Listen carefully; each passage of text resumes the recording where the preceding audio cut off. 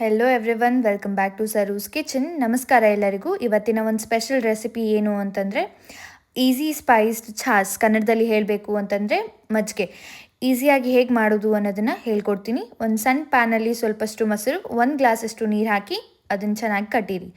ಕಟ್ಟದಾದಮೇಲೆ ನೀವು ಏನು ಮಾಡಬೇಕು ಅಂತಂದರೆ 2 ಸ್ಪೂನಷ್ಟು ಜೀರಿಗೆ ಪೌಡರ್, ನೆಕ್ಸ್ಟ್ ಅರ್ಧ ಸ್ಪೂನಷ್ಟು ಉಪ್ಪನ್ನು ಆ್ಯಡ್ ಮಾಡಿದ್ದೀನಿ. ನಾನು ಬ್ಲ್ಯಾಕ್ ಸಾಲ್ಟ್ ಯೂಸ್ ಮಾಡಿದ್ದೀನಿ. ನಿಮಗೆ ಬೇಕಾದರೆ ವೈಟ್ ಸಾಲ್ಟ್ ಕೂಡ ನೀವು ಯೂಸ್ ಮಾಡ್ಕೋಬಹುದು. ನೆಕ್ಸ್ಟ್ ಇನ್ನೊಂದು ಸಾರಿ ಅದನ್ನು ಚೆನ್ನಾಗಿ ಕಟ್ಟಿದ್ಬಿಟ್ಟು, ಸ್ಪೆಷಲ್ ಎದಕ್ಕೆ ಅಂತಂದರೆ ನೀವೇನು ಮಾಡಬೇಕು ಅಂತಂದರೆ ಒಂದು ಸಣ್ಣ ತಡ್ಕ ಪ್ಯಾನ್ನ ಯೂಸ್ ಮಾಡಿ ಅದರಲ್ಲಿ 2 ಸ್ಪೂನಷ್ಟು ತುಪ್ಪ ಹಾಕಾದಮೇಲೆ ಅದರಲ್ಲಿ ಸ್ವಲ್ಪ ಜೀರಿಗೆ ಮತ್ತು ಸಾಸಿವೆ ಹಾಕಿ